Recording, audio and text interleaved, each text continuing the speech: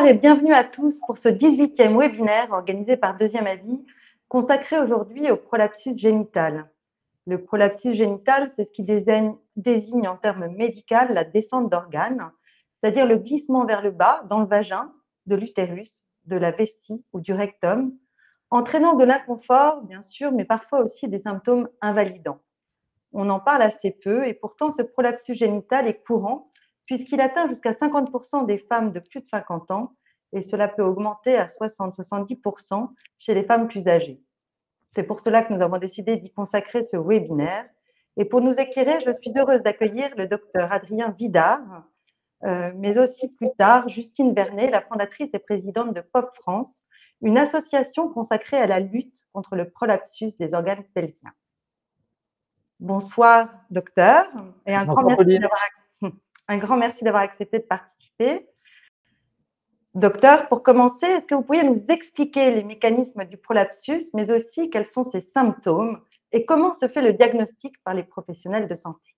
Oui, bien entendu. Déjà, merci pour votre invitation. Merci à tous pour votre présence.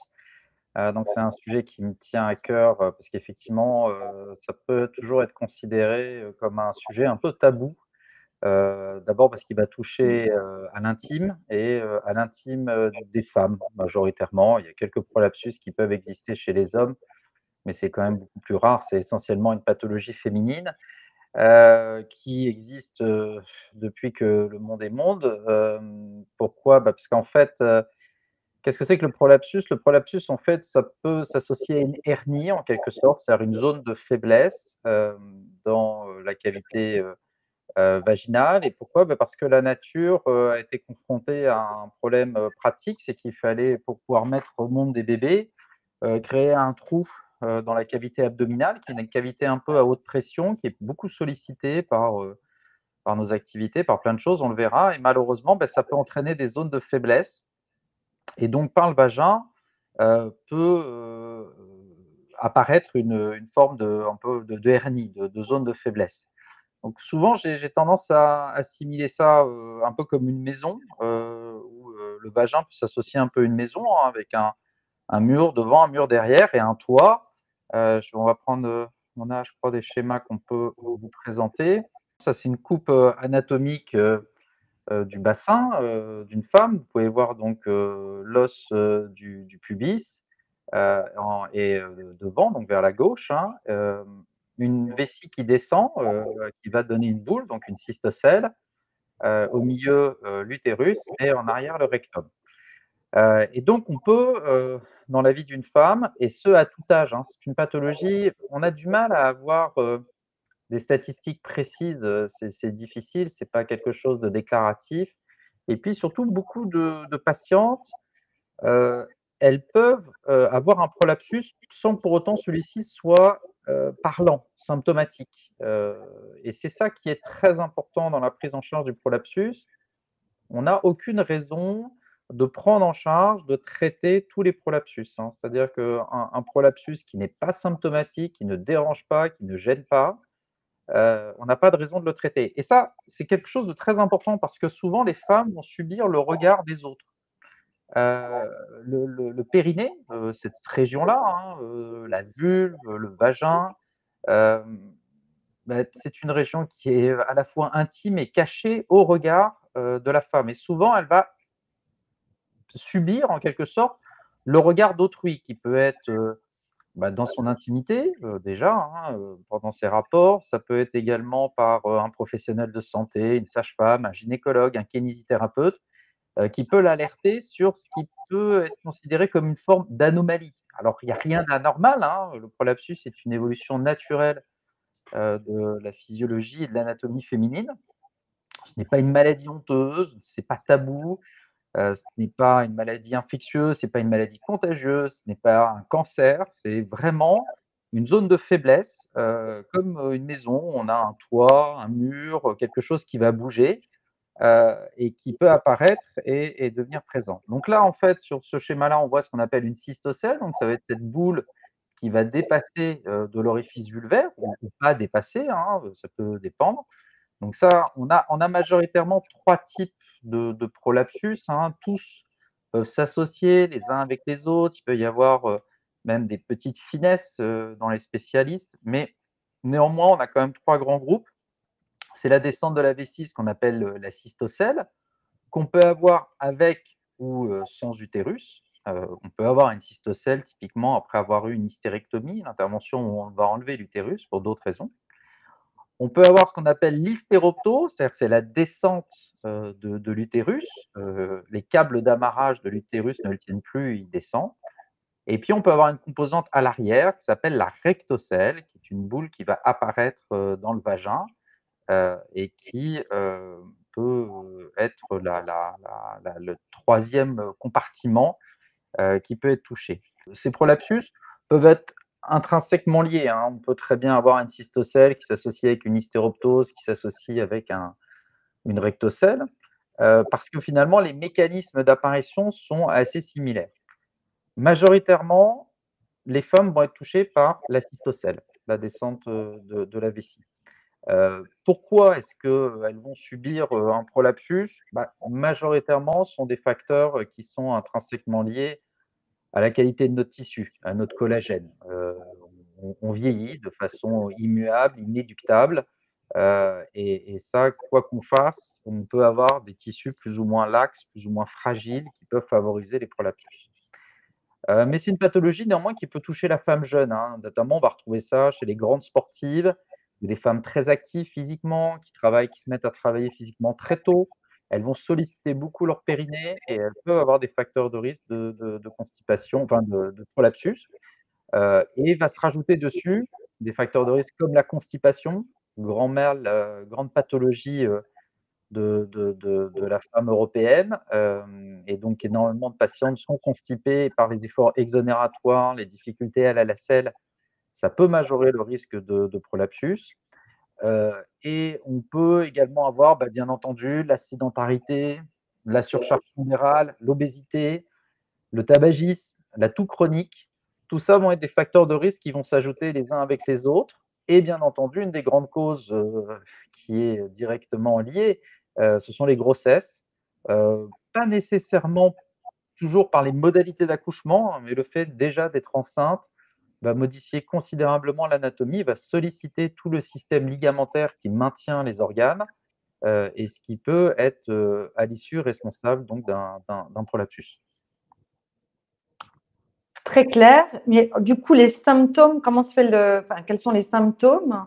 Puisqu'il y en a qui sont asymptomatiques et d'autres avec des symptômes. Et puis, comment le professionnel de santé fait un diagnostic? Moi, la majorité de nos patientes, souvent, elles vont venir nous voir pour une sensation de pesanteur pelvienne.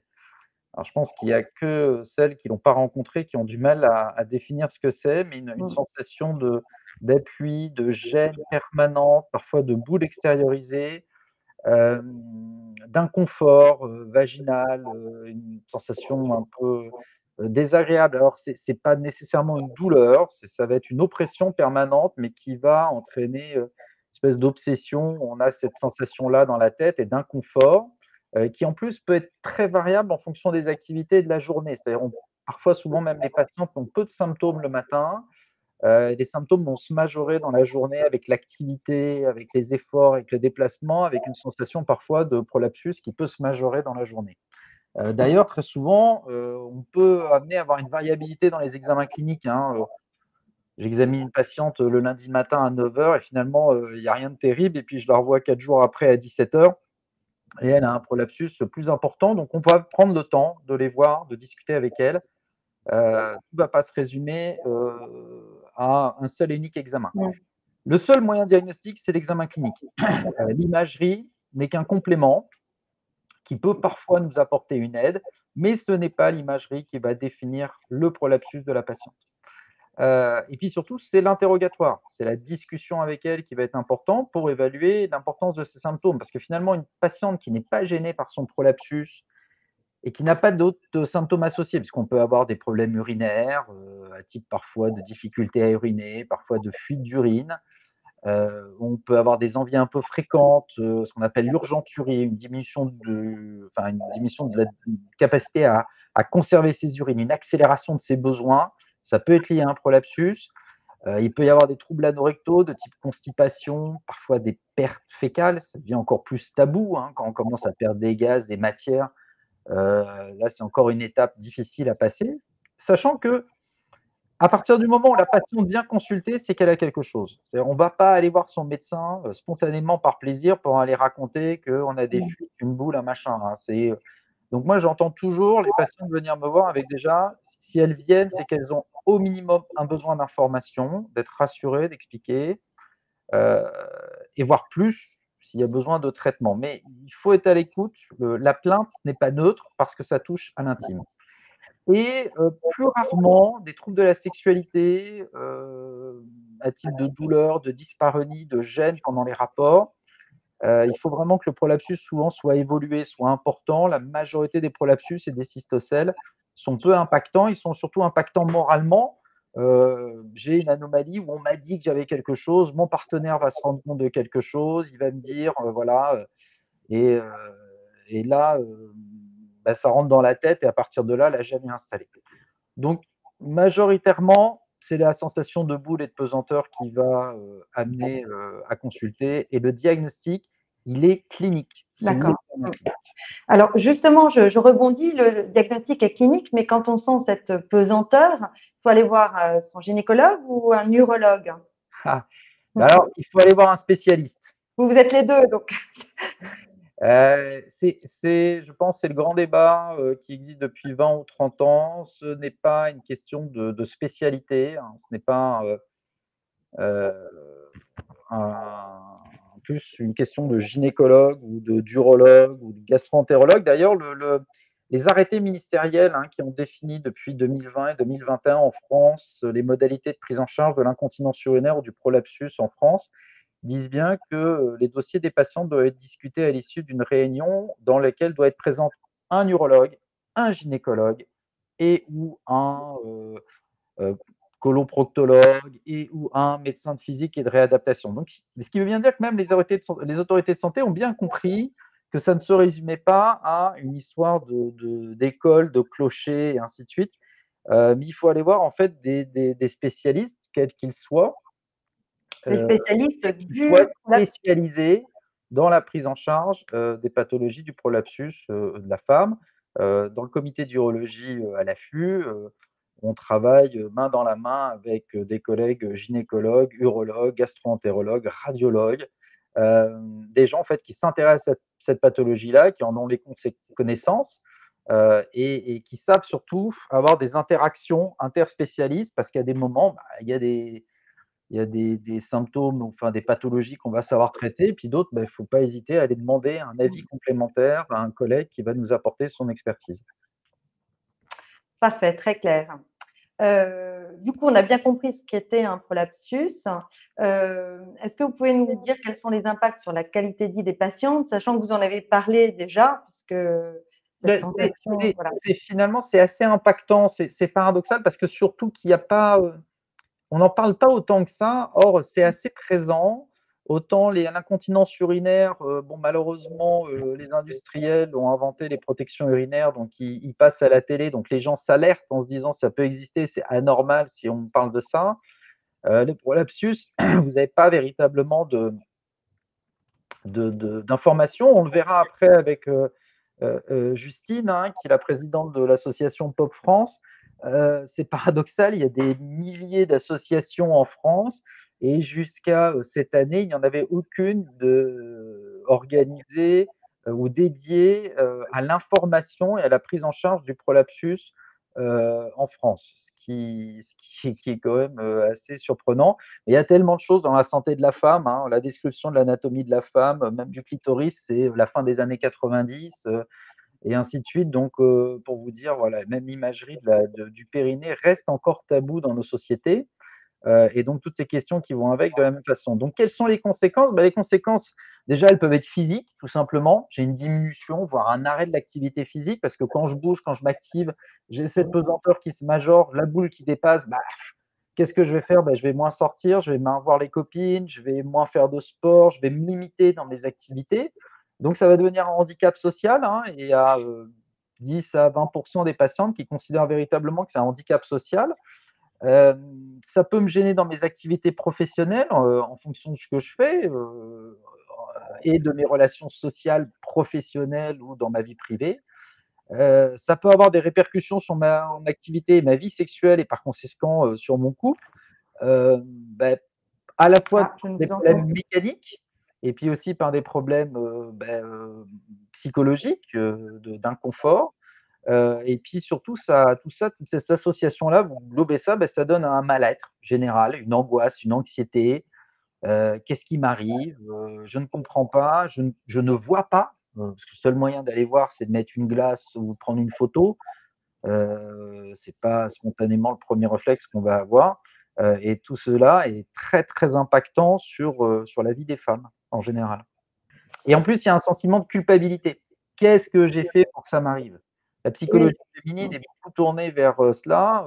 Paradoxalement, les hommes subissent et puis voilà, c'est pas leur faute, tandis que les femmes ont toujours besoin d'une explication et à partir de quel moment leur responsabilité est liée à ce problème mécanique. Donc c'est classique en consultation, hein. J'ai un prolapsus, mais c'est parce que j'ai pas fait ma kinésithérapie ou c'est parce que j'ai pas fait cela. Je suis fautif de. Non, je ne suis pas fautif. Mmh. Ça arrive. De toute façon, ça pouvait arriver.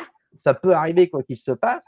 Il faut qu'on vous traite. Oui, et déjà, on démarre dans une position un peu de victime, de responsable. Je Mmh. subis cette maladie parce que je n'ai pas fait ce qu'il fallait faire. Mais c'est un tort, c'est faux, hein, même en ayant fait de la kiné.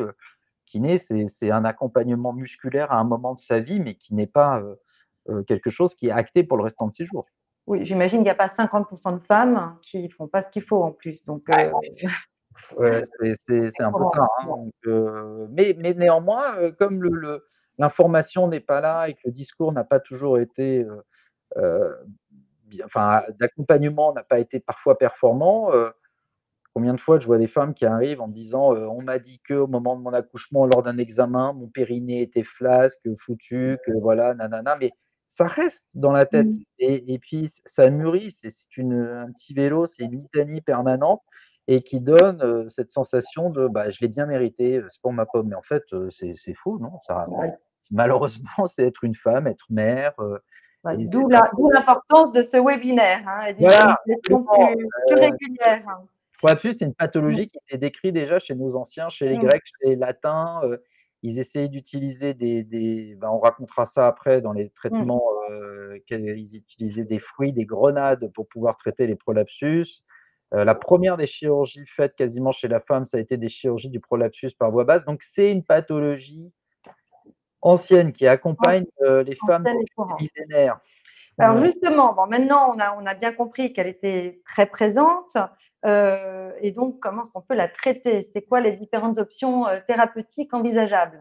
Alors, bon, déjà, donc on en a fait le diagnostic, il est clinique. Parfois, on a besoin d'y associer des examens complémentaires. On peut faire des bilans urodynamiques, parfois une échographie, plus rarement une IRM, hem, mais surtout en cas de récidive ou de choses comme ça.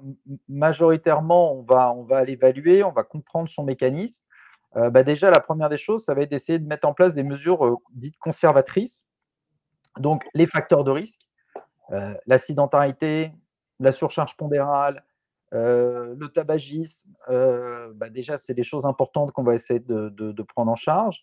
Proposer de la kinésithérapie périnéale. Alors, c'est vrai que parfois sur le prolapsus, ça peut un peu moins bien fonctionner parce que c'est un relâchement des tissus, mais néanmoins, ça peut apporter une aide déjà sur le contrôle de son périnée, sur son anatomie, sur sa connaissance de son anatomie, puisque beaucoup de femmes, le périnée, cette région, on va dire sous le nombril, en haut des cuisses, c'est un peu une terre inconnue, un terrain incognita. J'ose pas trop y aller, c'est encore une zone taboue.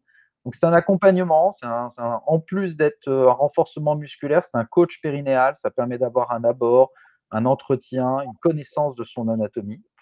On peut également, bien entendu, aborder, en plus de la kinésithérapie, l'utilisation et ça, c'est recommandé, hein, dans, les traitements conservateurs, c'est l'utilisation des PCR. Alors le PCR, qu'est-ce que c'est? Le PCR, c'est un dispositif, médical, qui va être positionné dans le vagin pour corriger le prolapsus.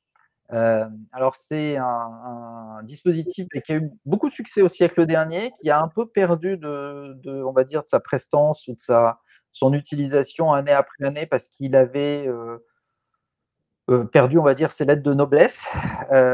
Et paradoxalement, ce que je disais, hein, les Latins, les Romains avaient commencé à utiliser des fruits, des grenades comme Pesser déjà, donc c'est quelque chose d'ancien. Et donc ce dispositif qui peut être de différentes formes, parce que les vagins ont différentes formes, et les prolapsus sont différentes formes, et surtout le vagin des femmes va se modifier en fonction de leur âge, de leur cycle, de leur statut ménopausique ou non, de leur cycle menstruel. Donc ça se résume pas. On a un peu trop voulu faire du prêt-à-porter en mettant un modèle de Pesser, hein, le modèle anneau, le modèle cube, et puis les femmes se résumaient à ça. Mais non, on a 60 à 80 modèles différents. On essaye de commencer à travailler sur des solutions même avec du sur-mesure.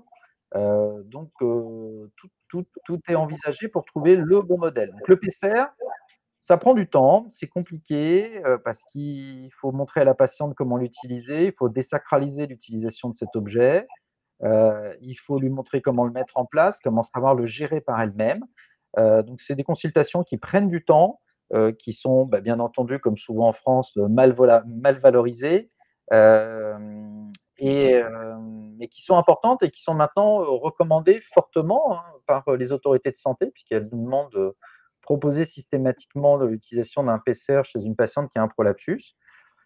Et puis surtout, il y a maintenant eu un arrêté ministériel fin août, qui a validé au moins la prise en charge par les caisses primaires d'assurance maladie des PCR. Donc on peut espérer que dans les mois qui viennent, parce que pour l'instant on ne sait pas encore quel type de PCR et pour quel tarif, mais quand on le saura, au moins ça va motiver un peu plus les patientes et les praticiens, les spécialistes à proposer un PCR. Alors vous allez me dire, je suis chirurgien, moi je suis là pour opérer les gens, pas pour mettre des PCR, mais même, même si la stratégie, parfois chez des patientes, va être de leur proposer une intervention, le PCR, il est très utile parce que ça va me permettre de savoir, est-ce que les symptômes vont bien être corrigés par la correction du prolapsus? Parce que finalement, on peut avoir une pesanteur pelvienne, on peut avoir des douleurs périnéales, on peut avoir un inconfort urinaire, mais c'est pas le prolapsus le responsable. En fait, c'est un accompagnement d'une pathologie autre. Donc le PCR en corrigeant le prolapsus, ce qui va être intéressant pour moi, c'est de me dire, si la patiente revient me voir en me disant: «Écoutez, bon, le PCR, c'est la loi des 3 tiers. À peu près, il y a un tiers des patientes qui vont être merveilleusement bien avec leur PCR, qui vont le garder, le gérer pendant des années et ne vont pas évoluer vers autre chose. Il y a un tiers des patientes qui vont accepter de l'utiliser comme un peu un test, diagnostique ou thérapeutique pour s'assurer que c'est bien le prolapsus qui est responsable de leurs troubles». Et puis également, parfois pour passer une étape. Voilà, j'ai le mariage de mon fils au mois de juin, je ne veux pas me faire opérer maintenant, je vais utiliser un PCR, j'ai des vacances, j'ai un projet professionnel, je déménage, mon dernier petit est trop jeune pour que je fasse quelque chose. Voilà, ça va l'aider, l'accompagner plutôt que d'être dans une errance, thérapeutique où on va leur dire: «Écoutez, soit vous êtes trop jeune pour vous faire opérer», c'est des anomalies que j'ai déjà entendues, «soit vous êtes trop âgé ou autre», voilà. Non, en fait, on peut mettre un PCR à toute femme, il faut arriver à trouver le bon modèle et leur laisser passer le temps. Il y a maintenant même une fiche d'information de la Haute Autorité de Santé pour expliquer en quoi ça consiste et les modèles qui sont à notre disposition. Sachant que les PCR, c'est ça, il faut les changer ou les nettoyer et il Oui, faut les enlever avant chaque c'est relation c'est sexuelle. C'est assez contraignant quand même. exactement. Dans mes 3 tiers, j'ai pas fini et c'est vrai que j'avais mon dernier tiers de patiente, c'est celle qui en fait ne veut pas. Elle y adhère pas, elle veut bien faire un essai, mais c'est pas son truc et c'est son choix. Il est très personnel, parce que, voilà, elle veut pas avoir d'un objet, un corps étranger, elle a peur, ou, elle n'adhère pas, voilà, c'est ses raisons propres. Et effectivement, parce que ça va obliger quand même une participation active de la patiente, donc il faut être à l'aise avec son corps, avec son anatomie, parce qu'on ne peut pas laisser le PCR en place pendant des mois ou des années. Il faut quand même l'enlever, ça s'entretient, ça se nettoie. Alors ça ne nécessite pas des grandes manipulations, hein, si on est capable de mettre un tampon, une cup, on pourra en mettre un PCR. Mais il faut déjà avoir une petite période d'apprentissage et d'encadrement. Ouais, ça se gère. Et puis ça ne traite pas le problème. En fait, ça masque les symptômes, mais le prolapsus, il reste là et il faut quand même, continuer à la surveiller, à la prendre en charge. Donc ça, globalement, ce sont toutes les mesures dites, conservatrices, mais principalement essais, rééducation et les règles hygiéno-diététiques. Et puis, après, on peut Et vous n'avez pas parlé, pardon, de tout ce qui est respiration, pression intra-abdominale, tout ça, c'est ça justement, ouais, ça va avec pour moi les mesures gynédététiques et la kinésithérapie périnéale. d'accord, OK. Ça relève d'un accompagnement parce qu'aussi beaucoup de patientes pensent que j'ai une image en fait, elles me disent: «Mais je fais du pilates, je fais du yoga, mon périnée je le connais, je le maîtrise». Et je leur dis: Mmh, «Écoutez, vous savez pas jouer au tennis parce que vous savez prendre une raquette et taper dans la balle». C'est à peu de choses près, c'est un peu réducteur, hein, mais c'est un peu ça. C'est-à-dire qu'à un moment, quelles que soient, nos qualités, même si on est très kinesthésique, hem, on a besoin d'un professionnel pour être accompagné, pour montrer les bons gestes, avoir les bons réflexes et la bonne dynamique. Et ça, c'est pas le chirurgien, hein, c'est le majoritairement, le kinésithérapeute, la sage-femme, heu, OK. le professionnel de la rééducation périnéale qui va accompagner et qui va encadrer également, par les règles hygiéno-diététiques associées, effectivement, la correction de la respiration, du transit, le bon positionnement pour aller à la selle, enfin, c'est une Ouais, globalité, d'accord. moi j'appelle ça le coach périnéal en quelque sorte, parce qu'on aimerait tellement, et on en a vu des dizaines de produits sortis, la ceinture du docteur machin ou la sonde du laboratoire bidule, où on pense qu'en achetant un objet, vous le mettez dans le vagin puis vous allez traiter votre prolapsus. Mais en fait non, malheureusement à un moment faut y aller, faut travailler, faut faire des efforts, et c'est ça qui va améliorer les choses quand on n'est pas encore au stade chirurgical ou qu'on veut améliorer ses symptômes. Bien compris. Donc maintenant, la chirurgie, les chirurgies Alors peut-être? la chirurgie, c'est une des plus vieilles chirurgies, inventées, hein, elle a été développée au milieu du 19e siècle. Globalement, il y a 3 grands types de chirurgie, il y a les chirurgies qui sont dites donc alors les expressions chirurgicales, c'est par voie haute, par voie basse, ou par voie vaginale ou par voie abdominale. Donc les grands types, donc il y a des chirurgies qui peuvent se faire par voie vaginale, donc qui ont l'intérêt, d'aller utiliser les tissus propres de la patiente, hein, souvent par des artifices de plicature, de ligaments, parfois d'ablation de l'utérus ou non, parce que maintenant on essaie d'être de plus en plus conservateur vis-à-vis de l'utérus, sauf s'il fait partie du problème. Et on va utiliser les ligaments et les tissus à notre disposition pour, réparer le prolapsus. On a des systèmes de ligaments également qui sont accessibles au niveau du vagin, qui vont permettre de corriger, cela. Ce sont des chirurgies efficaces, assez intéressantes, peu morbides et puis elles ont l'intérêt et l'intelligence de justement utiliser l'anatomie féminine. Puisque c'est le problème justement, c'est le vagin. Utilisons le vagin, pour pouvoir corriger le problème, et ce sont des chirurgies multiples qui ont été un peu, à un moment, perturbées par l'utilisation notamment de prothèses et de matériel prothétique, jusqu'en 2020 ou 21 en France. Et Les dans fameuses bandelettes? pardon? Les fameuses bandelettes? Alors pas les bandelettes. Non, les Non. bandelettes, c'est un autre sujet, c'est pas ce soir, c'est le traitement de l'incontinence urinaire d'effort. Non, non, c'était plutôt des kits prothétiques, de prothèses qu'on mettait en place parce qu'on pensait qu'en mettant de la prothèse dans le vagin, on allait, pouvoir, rendre les choses plus solides. Alors c'était le cas, mais malheureusement beaucoup de produits, ont été la source de complications, et surtout d'altération de la qualité du tissu vaginal, hein. C'était des produits qui étaient initialement, très, dédiés, à la santé plutôt de prolapsus de la femme âgée, non active, et l'utilisation de ces matériels prothétiques de façon un peu plus vaste, ont, amené à être confrontés à des complications gravissimes, avec des patientes, qui ont eu des difficultés pour, être prises en charge correctement, parce que malheureusement, c'était des prothèses qui étaient plus faciles à implanter qu'à enlever, et en plus, il s'y associait un contexte, d'autorisation de la part des autorités de santé qui était un petit peu, vaste, qui était pas encore aussi strict qu'il ne l'est actuellement, et ce qui a permis à des produits, notamment aux États-Unis, d'être mis en vente et d'être source de vrais problèmes. Alors ces produits étaient mauvais, ils ont été retirés du marché, mais ils ont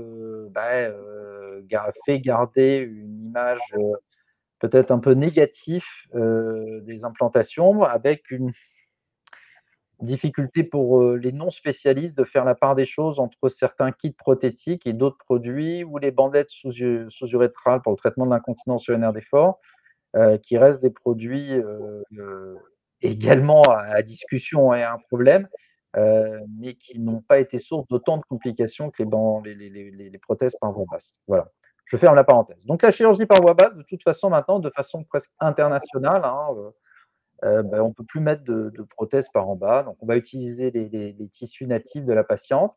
Ce sont des chirurgies intéressantes, une reprise d'activité qui est bonne, mais qui est aussi limitante que les chirurgies par voie haute, et qui a l'intérêt de ne pas faire de trous dans le ventre ou d'ouvrir le ventre.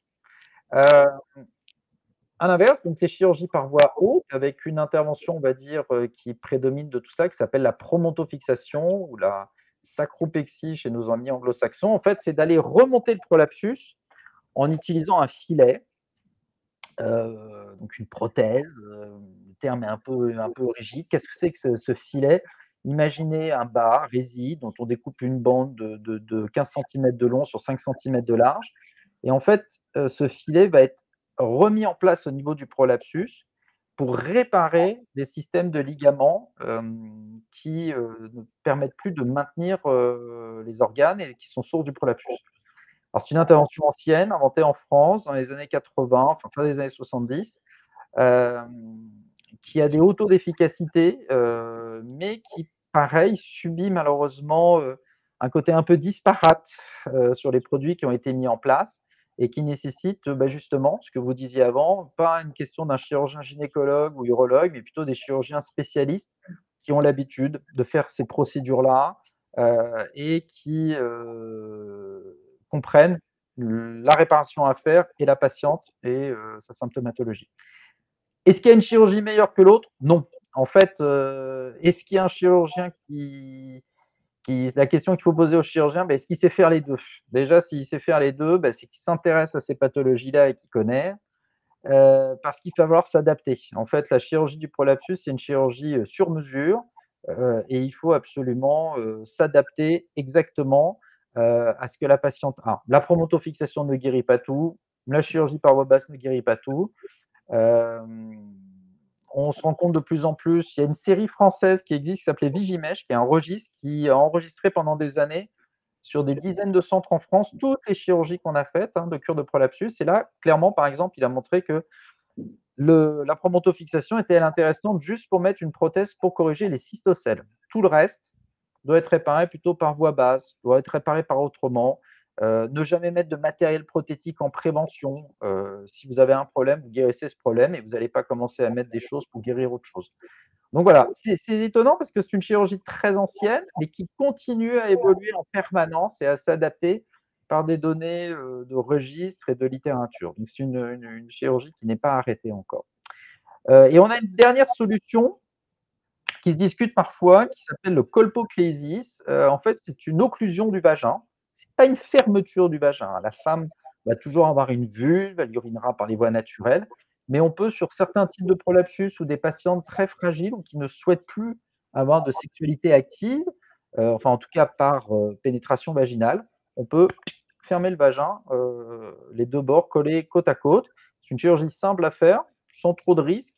Mais il faut quand même avoir une psychologie de la patiente qui accepte d'avoir quelque Mmh. chose de relativement définitif. Voilà, ça c'est globalement les 3 grandes chirurgies à notre disposition. Et du coup, est-ce qu'il y a un risque d'échec? Des complications, on en a vu déjà certaines. Malheureusement, il y a toujours des risques d'échec. Le chirurgien qui vous dit: «Avec moi, tout se passe toujours bien», ou «J'ai jamais de problème», ou «J'ai toujours que des succès», le doute doit s'installer. C'est une chirurgie fonctionnelle qui a pour but de rendre service sur une pathologie évolutive qui bouge. Donc, il faut entendre les différences. Il y a des échecs qui sont véritablement, on a fait une réparation et ça n'a pas tenu, et donc parfois on peut être amené à réparer. La grande question qu'on va avoir, c'est pourquoi est-ce que ça n'a pas tenu? Est-ce que ça n'a pas tenu parce que le premier geste chirurgical n'a pas été fait de façon suffisamment efficace. Pas nécessairement qu'il y a eu une erreur, mais parfois il n'a pas été assez efficace. Parfois également, c'est parce que les facteurs de risque n'ont pas été réparés. Vous avez une rectocèle, vous êtes constipé avec des hauts problèmes digestifs, on vous répare votre rectocèle, mais comme le facteur de risque, c'est la constipation, bah, 1 an après, vous allez revenir. Mmh. Et puis, souvent, les patientes n'ont pas toujours cette notion-là en tête. Ce qu'on peut appeler échec, en fait, n'est qu'une récidive ou une réapparition d'un autre prolapsus. Parce qu'en fait, on va corriger un problème, mais malheureusement, beh, c'est un peu comme un pneu de vélo. Vous avez une hernie à un endroit, vous corrigez la hernie, mais la pression, elle reste constante dans le vœu et bouffe, dans le pneu, il y a une autre hernie qui va apparaître ailleurs, donc il peut y avoir un prolapsus qui décompense. Ça, on le sait, ça peut apparaître dans la majorité des prolapsus, dans presque 30 des cas, donc c'est assez fréquent. On corrige une cystocèle avec une petite descente de l'utérus et boum, patatras, il y a une rectocèle qui apparaît 1 an plus tard. Donc pareil, la patiente va vivre dans une psychologie de la responsabilité. Qu'est-ce que j'ai pas fait? Pourquoi? Quelle erreur? Ça, c'est parce que je suis allé chercher mes petits-enfants trop tôt, je ne sais. Mais en fait, non, non, non, non, Mmh. malheureusement, c'est parce qu'il y avait une zone de fragilité qui n'était pas présente avant et qui décompense après et qu'on voit et qui apparaît. Donc ça, c'est Justement, du coup, quelles sont les activités qu'on peut faire ou qu'on peut pas faire pendant ou qu'on doit éviter pendant la convalescence? ouais, c'est le truc qui est plus important parce que malheureusement, même en 2024, ben, on cicatrise toujours à la même vitesse qu'il y a 3000 ans. Donc pendant 1 mois, il faut vraiment limiter les activités physiques, les grands déplacements. Pendant une quinzaine de jours, il faut vraiment être calme.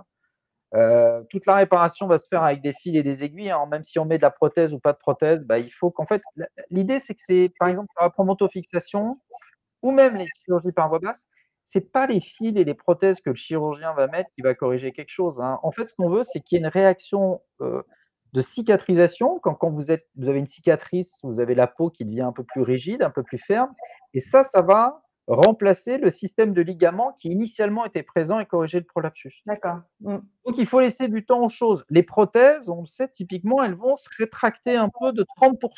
Donc en fait, il faut pas mettre de tension, il faut les mettre très soft. Si la patiente, elle a une petite cystocèle à 1 mois, c'est super parce qu'en fait, ça va se rétracter progressivement, ça va se mettre en place, et trop souvent, parfois, on est confronté à, parfois des douleurs ou des choses parce qu'il y a eu trop de tensions qui ont été mis dessus et ça a tiré un peu sur les tissus. Et de la même façon, donc sur la période de repos, beh, c'est ennuyeux. On est dans un monde, moderne, actif, rapide. On veut que tout voilà, hein, il faut que ça soit hop, hop, hop, je viens vous voir, j'ai un prolapsus, opérez-moi demain et je veux reprendre mon boulot la semaine prochaine. Bah, en fait, non, malheureusement, pendant 15 jours, il faut être au calme. Il faudra prendre des régulateurs du transit pour être sûr de ne pas être constipé. Et puis au bout d'un mois, reprendre, les rapports, le sport progressivement et ainsi de suite. Le sport, oui, il y a des études qui ont été faites. C'est clair pour la femme, vaut mieux faire du vélo et de la natation que de la course à pied ou de la zumba. Hem, mais après l'important aussi, c'est d'être bien dans sa tête. Faites du sport, soyez active, perdez du poids, ne fumez pas, ne fumez pas. Parce que ça, clairement, par exemple, un des facteurs de risque de récidive du prolapsus, c'est le tabac. Ça va altérer la cicatrisation et la correction, et l'efficacité de la correction chirurgicale. C'est vraiment prouvé, c'est écrit. Donc tout ça, c'est des petites choses où on peut participer, activement en tant que patiente pour, optimiser la cicatrisation. Merci beaucoup. Pour terminer cette série de questions et puis laisser la parole, à d'autres, quels sont les moyens d'éviter un prolepsis génital? Est-ce qu'on peut le prévenir justement? Et s'il survient, comment le gérer au quotidien? Comment vivre avec? Et ben, ne pas être sédentaire, ne pas fumer, faire attention à son transit, et limiter son poids, voilà. Et sinon, non, après, il faut être une femme heureuse, faut faire du sport, faut vivre, faut avoir des enfants si on le souhaite, faut bosser, faut travailler, faut faire ce qu'on veut. Non, ne pas vivre dans les interdits. Ça, c'est aussi un de mes grands messages quand je vois les patients. Trop souvent, je vois des patientes brimées où on leur a dit: «Surtout ne faites plus ceci», mais c'est mon «J'adorais faire ça docteur, j'arrête». Bah, OK, on va s'adapter, il faut le faire. C'est plus important pour moi qu'une altération de la qualité de vie et une prise de poids, qui en plus va être très délétère vis-à-vis du prolapsus et du périnée en général. fait, ce qui serait bien, c'est qu'on en discute un peu avec Justine pour voir justement un peu au niveau associatif et autres, comment les femmes peuvent se renseigner. Parce que malheureusement, souvent, quand on va voir le docteur, lui, il est le thérapeute, donc il va réfléchir à comment vous opérer ou faire des traitements et autres, mais il y a sûrement des moyens de prévention et puis d'information avant. Donc, je ne sais pas si Justine est avec nous. Yes, Elle Justine est est avec là. nous. Bonjour, bonsoir. Elle va pouvoir un Bonsoir, peu nous dire Justine. des éléments qui nous permettent l'étape essentielle avant, c'est de se renseigner justement, et heureusement, en 2024, on peut se renseigner. Bah, du coup, c'est parfait. On passe la parole à Justine. Justine Vernet. Donc, pourquoi est-ce que vous avez créé cette association? Alors bonsoir, déjà merci de me donner la parole. Alors pourquoi cette association? Pour une raison hyper simple, c'est que jusqu'à présent, il n'en existait pas et que, moi j'ai découvert le prolapsus en tant que patiente, je me suis sentie extrêmement seule et isolée et comme beaucoup de personnes, j'ai cherché à me tourner, vers d'autres qui pouvaient vivre la même chose que moi et j'ai jamais trouvé. Donc d'où la création de cette association. Et du coup, quelle principale raison pousse les patientes, probablement les patientes, à vous contacter? Elles cherchent à savoir qu'elles ne sont pas seules. Il y a 3 raisons principales pour lesquelles on est contacté. Les 3 messages types qu'on reçoit le plus, le premier c'est: «Merci» parce Mmh. que j'étais persuadée que j'étais toute seule, surtout les plus jeunes qui disent: «Moi, mon gynécologue, mon médecin, m'ont dit que j'étais la plus jeune patiente qu'il n'ait jamais vue, avec cette pathologie» et donc elles étaient persuadées d'être seules. La deuxième question qu'on reçoit très, très fréquemment, c'est: «OK, j'ai un prolapsus, mais je fais quoi et je vais voir qui?» Et la troisième question qu'on reçoit souvent, c'est, est-ce qu'il y a la possibilité d'être mise en contact avec d'autres femmes qui vivent la même chose que nous? Ou en tout cas, est-ce que c'est possible d'avoir des liens, ne serait-ce que vidéo, entendre parler du prolapsus? Oui, parce que effectivement, tout ça, c'est important. Et du coup, est-ce que vous avez un message particulier à adresser aux personnes qui nous écoutent? Alors, oui, le premier du coup, c'est: vous êtes pas seul. Le deuxième, c'est exactement, ce que disait, Adrien et moi j'adore ce discours de: «Votre vie n'est pas finie. Mmh. Vous n'êtes pas arrivé au bout de ce que vous alliez vivre. Il y a des solutions. Vous retrouverez pas exactement votre vie d'avant, mais en fait, vous retrouverez peut-être une vie encore mieux parce que vous allez vous découvrir et voilà et ne restez pas seul. Vous ne l'êtes pas, mais surtout ne le restez pas. Tournez-vous des professionnels compétents et qui connaissent le sujet, enfin compétents dans le domaine, hein, Spécialisée? Mmh. spécialisés. Ça, Il en le docteur l'a existe. bien dit. Ouais. Il en existe et donc vous allez trouver quelqu'un autour de vous qui va pouvoir, vous aider, vous orienter, trouver la solution et en fait, des solutions, il en existe plusieurs. Il n'y a pas qu'une seule solution, il n'y a pas de solution magique. Si c'était le cas, ça se saurait. Donc à chacune de trouver la solution qui lui convient. Et donc, vous avez un réseau de médecins, sur l'ensemble du territoire français que vous pouvez recommander? Comment ça se passe? Alors, pour l'instant, on est une association qui est toute neuve, toute jeune et donc on n'a pas encore d'annuaire pour, tout un tas de raisons parce qu'on n'a pas de liste suffisamment exhaustive. Mais effectivement, si les femmes sont en recherche, heu, en privé, si elles nous envoient des mails, on peut tout à fait les orienter vers des centres ou, vers des professionnels, en particulier en fonction des régions où est-ce qu'elles sont, oui, tout à fait. Et je vous propose du coup d'enchaîner sur les questions parce que je vois que le temps passe. Une première question, quelle est la meilleure solution pour préserver sa vie sexuelle? Ah, bah, c'est vaste quand on a un prolapsus ou en général, parce que Ah, je pense, quand on a un prolapsus. c'est en parler. Je pense déjà, le truc qui est important, ça va être d'en parler à son ou sa partenaire, pour désacraliser le truc parce qu'il faut se rendre compte que très souvent, il ou elle ne se rend compte absolument de rien, et on vit plutôt la chose parce qu'un professionnel de santé ou quelqu'un a dit: «Ouais, vous avez un prolapsus, nanana, ça va être une catastrophe, machin patati». Et en fait, non, c'est rarement un signe de consultation première. Mon partenaire m'a dit que ou m'a dit que, il avait vu quelque chose ou qu'il avait perçu quelque chose. C'est rarement la première des raisons. Donc pour conserver une sexualité active, épanouie, avec un partenaire amoureux, en fait, il faut, essentiellement, déjà en parler. C'est le problème d'un couple, hein, c'est le dialogue, c'est ce qu'il y a qui est le plus important. Et ce qui permettra aussi dans sa tête de libérer une partie d'anxiété qui peut être liée avec potentiellement les non-dits. Voilà. Alors, ça peut se faire via un professionnel de santé, parfois qui peut donner des conseils ou autres, ou la kiné, la sage-femme et autres qui peut donner des petits trucs. Mais à l'usage, essayer de cacher les choses, en fait, on va se mentir à soi-même et ça va pas fonctionner sur le long terme. Si je peux me permettre, en tant qu'étudiante en sexo et du coup, c'est mon sujet de mémoire, c'est aussi tout à fait, il faut en parler, ne pas rester seul et c'est aussi le moyen de décentrer l'acte pénétratif de sa sexualité et donc du coup, de maintenir une sexualité, tout en restant épanoui et en se décentrant de vraiment cette zone. Du vagin, ouais. Ouais. Il y a autre chose chez la femme.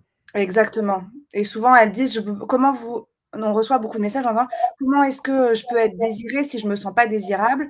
Bah, si vous vous sentez pas désirable parce que vous ne vous centrez que sur votre vagin, centrez-vous ailleurs.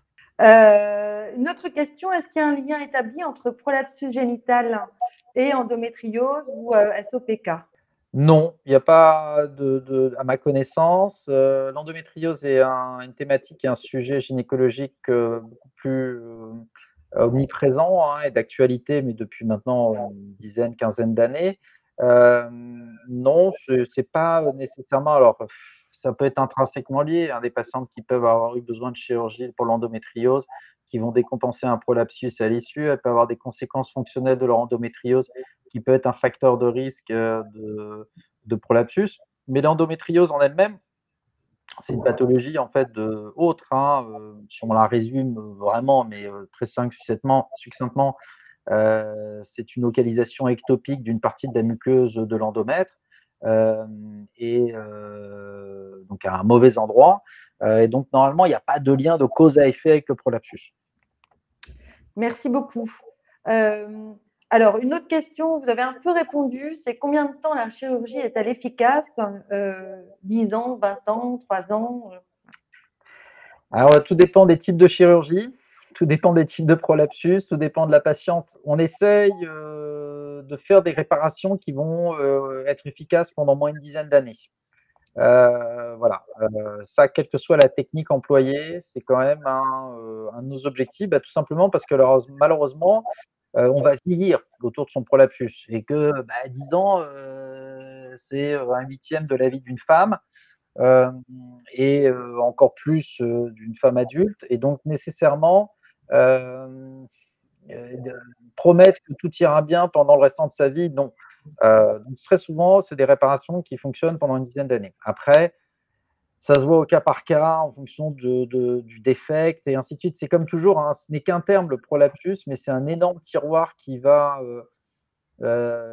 réduire énormément de pathologies et de femmes différentes. Et donc, c'est souvent cette question-là, c'est la réponse dans Grey's Anatomy, quoi. Quelle chance il a de s'en sortir ou machin. En fait, non, c'est la question. Il y a deux réponses. Il y a la question statistique.